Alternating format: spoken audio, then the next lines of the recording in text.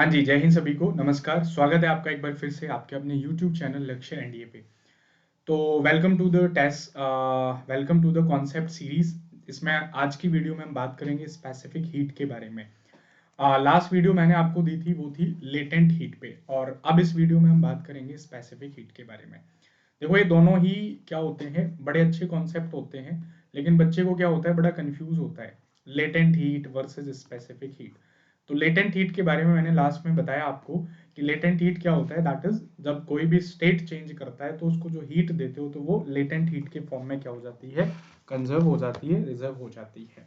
लेकिन अब हम बात करते हैं specific heat. Specific heat it is denoted by small S. इसको कैसे डिफाइन किया जाता है, that is the amount of heat required to raise amount of heat required to raise the temperature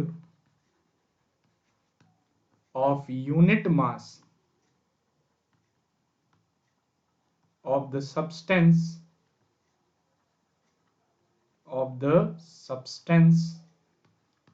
through unit degree। इसका मतलब क्या हुआ कि किसी भी यूनिट मास का एक डिग्री टेम्परेचर बढ़ाने के लिए जितनी हीट चाहिए उसको हम क्या बोलते हैं, स्पेसिफिक हीट बोलते हैं। एनडीए में इस पे न्यूमेरिकल पूछ लिया जाता है। यदि आप 2017-18 का पेपर देखोगे तो आपको इस पे न्यूमेरिकल देखने को मिल जाएगा। तो स्पेसिफिक हीट का मतलब क्या होता है, that is S is equals to heat required, that is delta Q upon per unit mass into per unit temperature, that is the delta T. So this is the formula of specific heat, that is very very important। और delta Q का मतलब heat, और m का मतलब unit mass, और t का मतलब होता है टेम्परेचर। तो स्पेसिफिक हीट ये it is a kind of special heat of any substance, जिसके कारण आप किसी का टेम्परेचर बढ़ाने के लिए उसको जितनी हीट देते हो, कितना टेम्परेचर बढ़ाने के लिए, एक डिग्री टेम्परेचर बढ़ाने के लिए और एक यूनिट मास का टेम्परेचर बढ़ाने के लिए जो हीट चाहिए उसी को हम क्या कहते हैं, स्पेसिफिक हीट कहते हैं। ओके, तो स्पेसिफिक हीट से अब सवाल ये होता है कि क्वेश्चन कैसे पूछा जाता है। तो S is equal to delta Q upon M into delta T.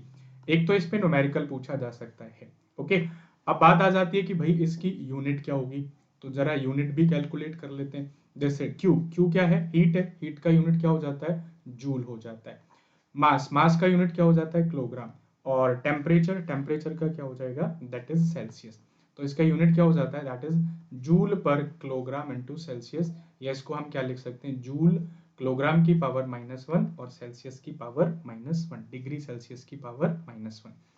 इसकी सीजीएस यूनिट क्या हो जाएगी, सीजीएस यूनिट, या इसको हम गॉसियन यूनिट के नाम से, तो जूल को हम क्या लिख देते हैं, कैलोरी, और किलोग्राम को हम क्या लिख सकते हैं, ग्राम, और सेल्सियस, ये सेल्सियस ही रहेगा, तो इसको क्या लिख सकते हैं, दैट इज जूल ग्राम की पावर -1 और डिग्री सेल्सियस की पावर -1। ठीक है, तो ये इसका क्या हो जाता है, दैट इज ये इसका यूनिट हो जाता है। ठीक है, कई बार इसको हम कैल्विन में भी लिख सकते हैं, मतलब टेम्परेचर को सेल्सियस में ना लिख के हम कैल्विन में भी लिख सकते हैं, दैट इज जूल किलोग्राम पर कैल्विन। ओके, तो इसी को हम क्या कहते हैं, स्पेसिफिक हीट कहते हैं।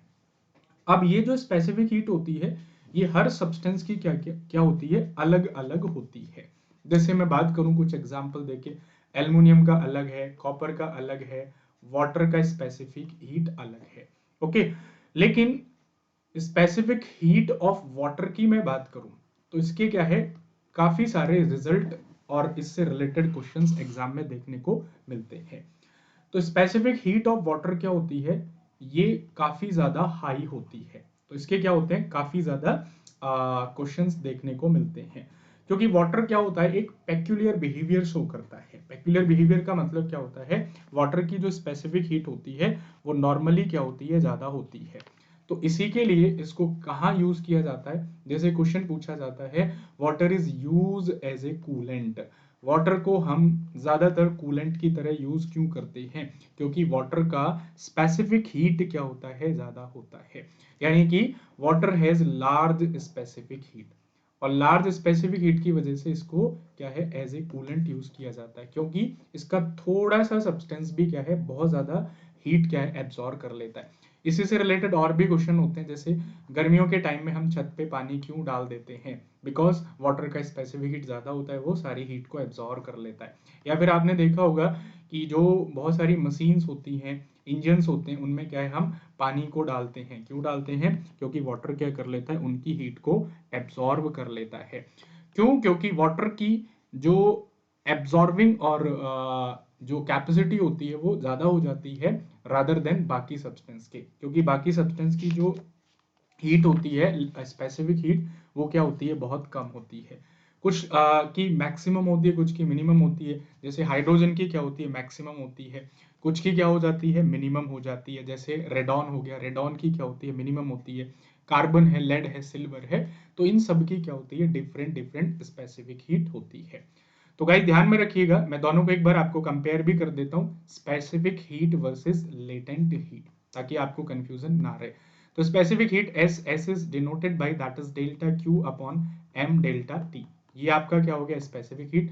लेटेंट हीट एल, एल का मतलब क्या हो गया, that is heat required to change the unit mass, इसी को हम क्या कहते हैं, इसको हम लेटेंट हीट कह देते हैं। तो आई होप कि आपको इन दोनों के बीच का डिफरेंस समझ में आया होगा, और कई बार ये हमारे एग्जामिनेशन में हमसे पूछ भी लेता है। ठीक है, तो नेक्स्ट वीडियो में हम बात करेंगे thermal capacity versus thermal conductivity के बारे में, क्योंकि ये भी काफी इंपॉर्टेंट है, ये भी आपसे क्या है, एग्जामिनेशन पूछ लेता है। ठीक है, चलो, तो इस वीडियो में इतना ही रखते हैं। बाकी ये आपके कॉम्बैट टेस्ट सीरीज है जिसको आप फॉलो कर सकते हो। उसके अलावा आप कमांडो NDA 1 मॉक टेस्ट, ये भी आप एनरोल कर सकते हो। साथ में आपकी रगड़ा सीरीज चल रही है फिजिक्स के लिए, डेली 11:45 से 12:45, इसको आप डेली करिएगा, डेली बेसिस पे। लास्ट में लेटेंट हीट के बारे में मैंने बताया था, उसको आप कर सकते हो। और भी वीडियोस में ऐसे अपलोड कर रहा हूँ, जैसे सेल डिवीजन है, टाइप्स ऑफ वेव है, यानी कि विद इन 3 to 4 मिनट्स में आप अपने कॉन्सेप्ट को क्या कर सकते हो, रिवाइज कर सकते हो। ठीक है, तो थैंक यू वेरी मच, इस वीडियो में इतना ही, मिलते हैं नेक्स्ट वीडियो।